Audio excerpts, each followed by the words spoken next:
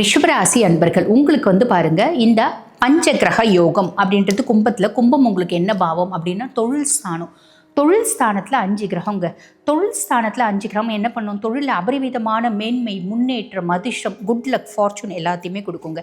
இதில் ஃபஸ்ட்டு பாருங்கள் சூரியனை பற்றி சொல்லணும் அப்படின்னா 4ஆம் பாவத்து அதிபன், அதாவது சுகதாயார் ஸ்தானத்து அதிபன், சுகாதிபதி தொழில் ஸ்தானத்தில் உட்கார்றான், ஜீவனஸ்தானத்தில் உட்கார்றா அப்படின் போது அரசாங்கம் சார்ந்த தொழில் செய்கிறவங்களுக்கு ஒரு அனுகூலமான பலன்கள் அப்படின்றது கிடைக்கும். ஏங்க அரசாங்கம் சார்ந்த தொழில் செய்கிறவங்களுக்கு மட்டும்தானா?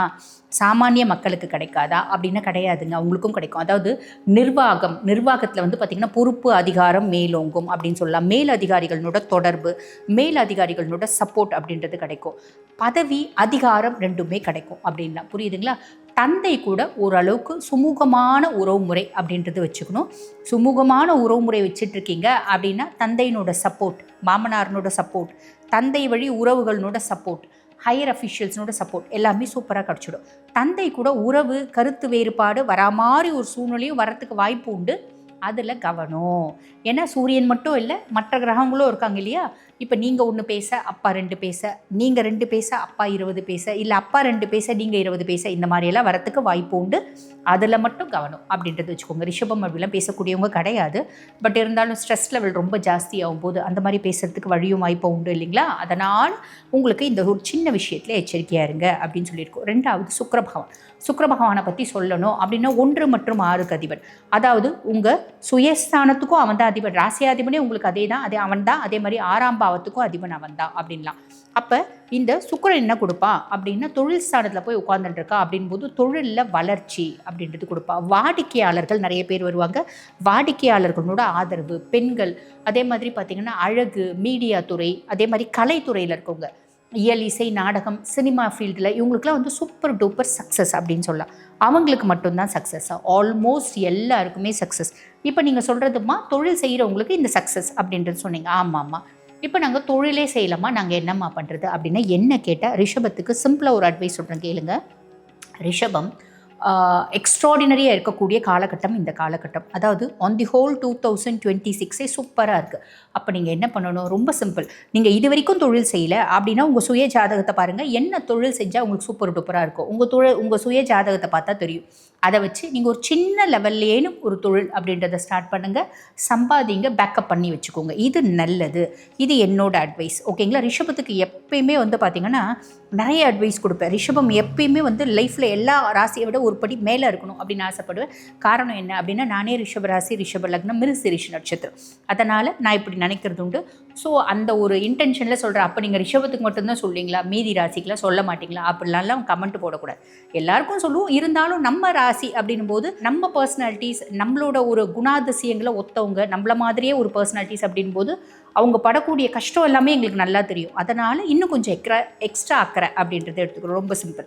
அதுக்கு அடுத்து பாருங்கள். ஸோ இதெல்லாம் வச்சுக்கோங்க. அதே மாதிரி தொழில் சார்ந்து வேலை, இப்போ நீங்கள் ஒரு கன்சர்னில் வேலை செய்கிறீங்க அப்படின்னா அப்லிஃப்ட்மெண்ட் ஆகிடும். இப்போ நீங்கள் ஒரு சுய தொழில் வச்சு நடத்துகிறீங்க அப்படின்னு வச்சுக்கோங்களேன். ரொம்ப சிம்பிள். இப்போ ஒரு சின்ன லெவலில் சுய தொழில் வச்சு நடத்துகிறீங்க அப்படின்னா இந்த காலகட்டம் யோசிப்பீங்க, நம்ம ஒரு பெரிய ஆஃபீஸாக வைக்கலாமே, கொஞ்சம் ஹைஃபையாக வைக்கலாமே, இன்டீரியர் டெக்கார்லாம் பண்ணலாமே, அப்போ தான் நம்ம கொஞ்சம் அட்ராக்டிவாக இருக்கும், கொஞ்சம் கெத்தாக இருக்கும். இதில் ரிஷபத்துக்கு இன்பில்ட்டாகவே பிடிக்கும். சுக்கிரன் தொழில் ஸ்தானத்தில் உட்காந்துட்டு போது தொழில் சார்ந்த நம்ம சில பிரம்மாண்டமான வேலை அப்படின்றது வேலை செய்கிற ஸ்பாட்டில் செய்வோம். நல்லது, பிரச்சனை இல்லை, செய்யுங்க. ரொம்ப சூப்பர். இந்த காலத்தில் ஆள் பாதி ஆடை பாதி அப்படிங்கிற மாதிரி தான் நம்ம எந்த அளவுக்கு நாணயமாக தொழில் செய்கிறோம் அதை மக்கள் பார்க்குறதில்ல, எந்த அளவுக்கு பிரம்மாண்டமாக தொழில் செய்கிறோம் அதை தான் பார்க்குறாங்க. ஸோ அதெல்லாம் நல்லது, அக்செப்டபிள், தாராளமாக செய்யுங்க அப்படின்லாம். அதுக்கடுத்து சனி பகவான். சனியை பற்றி சொல்லணும் அப்படின்னா 9 மற்றும் 10க்கு அதிபன். உங்கள் தொழில் ஸ்தானாதிபதியும் அவன் தான், பாக்கிய ஸ்தானாதிபதியும் அவன் தான். அவன் பார்த்திங்கன்னா தொழில் ஸ்தானத்தில் உட்காந்துட்டுருக்கான் அப்படின்னும் போது நீண்ட நாள் உழைப்பு உங்களுக்கு ரொம்ப நாளாக ரிஷபம் உழைச்சிட்டே தான் இருக்குது. நீங்கள் சிம்பிளை பார்த்தீங்கன்னாலே தெரியும். காளமாடு என்ன பண்ணும்? எவ்வளோ பொதினாலும் கழுதை தான் பொதி சுமக்கணும் இல்லை, வண்டியில் பார்த்திங்கன்னா ஏகப்பட்ட மூட்டையில் போடுவான். அந்த மாட்டுக்கு வாயில் நுரத்தள்ளும். ஆனாலும் பார்த்திங்கன்னா வாழை பிடிச்சி முடுக்குவானுங்க. மனிதாபிமானமே இல்லாத மனிதர்கள் அப்படிங்களாம். உண்மையாகவே யாருக்கு மனிதாபிமானமே கிடையாது அப்படின்னா மனிதர்களுக்கு தான். அப்போ அந்த குழந்தைங்கள அவ்வளோ வதம் பண்ணுவாங்க, ஆனாலும் அந்த குழந்தைங்க அவ்வளோ தூக்கிட்டு போகும். அந்த மாதிரி தான் நம்மளும் எவ்வளோ நாளும் எவ்வளோ அடித்தாலும் தாங்குவோம். அதுதான் ரிஷபம். ஆக உழைக்கிறதுக்கு கவலையே படாத ஒரு ராசி ரிஷபம். அப்படிப்பட்ட பர்சனாலிட்டிஸ் ரொம்ப நாளாக உழைக்கிறோம், ஏன் பெருசாக வந்து அப்லிஃப்ட்மெண்ட்டே இல்லையே அப்படின்னா இந்த காலகட்டம் அப்லிஃப்ட்மெண்ட்டுக்கான காலகட்டம் அப்படின்னு சொல்லலாம். இந்த சேர்க்கையின் முக்கிய சக்தியே வந்து பார்த்திங்கன்னா சனி அப்படின்லாம். அதே மாதிரி பண்ணிங்கன்னா தாமதமானாலும் உறுதியான வெற்றி அப்படின்றது கிடைக்கும். எக்ஸ்ட்ராடினரிங்க, ப்ராப்பராக யூட்டிலைஸ் பண்ணிக்கும். அதுக்கடுத்து வந்து பார்த்திங்கன்னா புதன் பகவான் இருக்கார். புதன் வந்து பாருங்கள் 2 மற்றும் 5க்கு அதிபன். தன குடும்ப வாக்குஸ்தானத்துக்கும் அவன் தான் அதிபன். அதே மாதிரி பூர்வ புண்ணியஸ்தானம் புத்திரஸ்தானத்துக்கும் அவன் தான் அதிபன். அப்படின்னும் போது ரிஷபம் ஆல்ரெடி புத்திசாலிங்க தான். எங்களோட புத்திசாலித்தனம் வேறு லெவல்லங்க. என்ன நாங்கள் அதெல்லாம் மாஸ்க் பண்ணிவிடுவோம். மாஸ்க் பண்ணி லவ்வு, அன்பு, காதல், உண்மையான அன்பு, அன்கண்டிஷனல் லவ் இப்படின்லாம் யோசிச்சுட்டே இருப்போம். வாழ்க்கையை வந்து பாருங்கள், ரிஷபம் எல்லா ஏஜ்லேயும் லவ் பண்ணுவாங்க. வாழ்க்கையை உண்மையான அன்பு கடைசி 60 வயசில் கூட எனக்கு சாயறதுக்கு தோல் வேணும்னு ஆசைப்படக்கூடிய ராசி எது அப்படின்னா ரிஷபம். அப்படிப்பட்ட பர்சனாலிட்டிஸ் வாழ்க்கையை புரிஞ்சுக்கிறாங்க அப்படின்னு வச்சுக்கோங்களேன். 25 வயசில் இந்த காதல், லவ், மண்ணாங்கட்டி இதெல்லாம் நிலையானது கிடையாது. உண்மையான அன்கண்டிஷனல் லவ் அப்படின்றது மனுஷால் கிட்ட நம்மளால் பார்க்கவே முடியாது, நம்ம டாக்ஸ் கிட்ட தான் பார்க்க முடியும் அப்படின்றத புரிஞ்சுக்கிறாங்க. அப்படின்னா அப்பயே ஓட ஆரம்பிப்பாங்க, சாதிச்சிடுவாங்க. 45 வயசில் புரிஞ்சிக்காத ரிஷபத்தையும் பார்த்துருக்கோம், 65 வயசில் நான் புரிஞ்சிக்காத ரிஷபத்தையும் நான் நிறைய பேரை பார்த்துருக்கேன். ஸோ நல்ல தெளிவாக புரிஞ்சுக்கோங்க. நம்மளோட வாழ்க்கை சாதிக்கிறதுக்கு ஏதோ ஒரு விதத்தில் சாதிக்கணும். ஒன்று படிப்பில், இல்லைனா தொழிலில், இல்லைனா ஒரு ஃபேமஸில், இல்லைனா 4 பேருக்கு நல்லது செய்யறதில்ல, இல்லைனா 4 பேருக்கு அறிவுறுத்துறதுல ஏதோ ஒரு விதத்தில் சாதிக்கக்கூடிய பர்சனாலிட்டிஸ் அதை நோக்கி ஓடுங்க. இந்த லவ்வு, ரொமான்ஸு, அன்பு, பாசம், நேசம் இதெல்லாம் நம்மளுக்கு வேண்டாம். ஓகேங்களா? நம்மளோட கடமைகளை செய்வோம். பெருசாக நம்ம ஃபேமிலி கிட்ட இருந்து கூட பலனை எதிர்பார்க்காதீங்க அப்படின்னு சொல்லலாம். சரி, ஓகே. இப்போ இந்த புதன் வந்து பார்த்திங்கன்னா தொழில் ஸ்தானத்தில் உட்காந்துட்டு இருக்கா அப்படின்போது புத்திசாலித்தனமான முடிவுகள் அப்படின்றது தொழில் சார்ந்து எடுப்போம். வேலை செய்கிற இடத்துல நம்மளோட பேச்சு திறமை அப்படின்றது அதிகமாகும். ஆக்கப்பூர்வமான சிந்தனையும் அறிவாற்றலும் மேலோகும். பிஸ்னஸில் பல யுக்திகளை கையாளுவோம். இப்போ வேலை செய்கிற மாதிரி இருந்தால் கூட ரொம்ப நாள் என் கூட பழகினே இந்த பிள்ளை வந்து பாருங்கள் என்னை ட்ராப் பண்ணிகிட்டே இருக்கா, அவளை ட்ராப் பண்ணுறதுக்கு நான் என்ன பண்ணும் அப்படின்னு யோசிப்பேன். ஆனால் ரிஷபம் செய்வாங்களா? அது கொஞ்சம் டவுட்டு தான். மற்றவங்களை யாரையும் ட்ராப் பண்ணுறது, ஏமாத்துறது, மற்றவங்களுக்கு துரோகம் பண்ணுறது, மற்றவங்கள மண்ணுக்குள்ளே போட்டு புதைச்சி மேலே வர்றது இதெல்லாம் ரிஷபத்துக்கு தெரியாது. பட் இருந்தாலும் புரிஞ்சுக்கணும், ஒதுங்குவாங்க அப்படின்னு சொல்லலாம். அப்போ நீங்கள் சுயதொழில் வச்சு நடத்துகிறீங்க அப்படின்னா இந்த டிஜிட்டல் மீடியாவை உள்ளே கொண்டு வருவீங்க. கொண்டு வந்து தொழிலில் சக்ஸஸ் அப்படின்றத கொண்டு போவீங்க. புது யுக்திகளை தொழில் சார்ந்து கையாளுவீங்க அப்படின்னு சொல்லலாம். அதுக்கடுத்து செவ்வாய் எங்கே இருக்கார்? செவ்வாயை பொறுத்த வரைக்கும் செவ்வாய் 7 மற்றும் 12க்கு அதிபன்.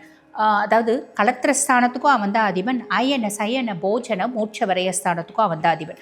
இவங்க 10ஆம் பாவத்தில் போய் உட்காந்துட்டுருக்கான். அப்படின் போது நம்ம வந்து பிஸ்னஸ் பார்ட்னராக இருந்தாலும் சரி, லைஃப் பார்ட்னராக இருந்தாலும் சரி, நம்ம வாய்க்கு பெருசாக ஒரு ஜிப் போட்டுக்கணும். ஏன் அப்படின்னா பிஸ்னஸ் பார்ட்னரும் வேறு லெவலில் பேசுவான். என்னுடைய திறமைக்கு, என்னோடய புத்திசாலித்தனத்துக்கு என்னை டாட்டா குரூப்பில் கூப்பிட்டாங்க, பிர்லா குரூப்பில் கூப்பிட்டாங்க இன்வெஸ்டர் ஆகிறதுக்கு, என் கிறக்கும் உங்ககிட்ட வந்து நான் வந்து இன்வெஸ்ட் பண்ணிட்டேன் அப்படின்னு பேசுவாங்க. இதே மாதிரி ஒய்ஃபும் வந்து பெருசாக பேசுவாங்க. அதாவது நீங்கள் ரிஷபராசி ஜென்னாக இருந்தால் உங்கள் ஒய்ஃப் பெருசாக பேசுவாங்க. ரிஷபராசி பெண்களாக இருக்கீங்க அப்படின்னா உங்கள் கணவர் பெருசாக பேசுவாங்க. எங்களோட திறமைக்கு நீ வந்து எந்த விதத்துலையும் தகுதி இல்லை அப்படின்ற மாதிரி நம்மளை மட்டம் தட்டுவாங்க. ஓகே, லெட் இட் பி, நீயே பெரிய ஆளாரு, நாங்கள் சின்ன ஆளாகவே இருக்கிறோம் அப்படின்னு அமைதியாக இருக்கீங்க அப்படின்னா நல்லதை மட்டும் அனுபவிக்க முடியும். நம்ம ரியாக்ட் பண்ணிட்டோம் அப்படின்னா நம்மளுக்கு நல்லதோட கூட கொஞ்சம் கெட்டதோ வரத்துக்கு வாய்ப்பு உண்டு. ஸோ கெட்டதை ஒதுக்கி வச்சு நல்லதை மட்டுமே அனுபவிக்கிறதுக்கு அமைதி அப்படின்றத மெயின்டைன் பண்ணிக்கோங்க. புரியுதுங்களா? அப்போ மைனஸ் என்ன? ஒர்க் ப்ரெஷர்ஸ் அதிகமாகவும், கோவம் கொஞ்சம் வரலாம், கொஞ்சமாக எனக்கு கொஞ்சம் ஈகோ வரலாம், அகங்காரம் வரலாம். பிஸ்னஸில் வந்து கொஞ்சம் பாலிட்டிஷியன்ஸ்னோட ஒரு இடையூறு, அவங்களோட வந்து பார்த்திங்கன்னா ஒரு புகுதல், அவங்களோட இன்டர்ஃபியரன்ஸ் இதெல்லாம் வரலாம். லைட்டாக அப்படியே தட்டி விட்டுட்டு நீங்கள் பாட்டுன்னு வெற்றியை நோக்கி ஓடிட்டே இருங்க. சக்ஸஸ் அப்படின்றது சாலிடாக வரும். ஆக இந்த பஞ்சகிரக யோகம் எக்ஸ்ட்ராடினரி பெனிஃபிட்ஸ் உங்களுக்கு கொடுக்கறதுக்கு காத்துட்ருக்கு. ப்ராப்பராக யூட்டிலைஸ் பண்ணிக்கோங்க. வாழ்த்துக்கள். இப்போ நான் சொன்னது வந்து பாருங்கள், உங்கள் ராசிக்கான கோச்சார பலன் எப்பயுமே 50%. அதே மாதிரியும் நம்மளோட சுய ஜாதகம் பாக்கி 50%.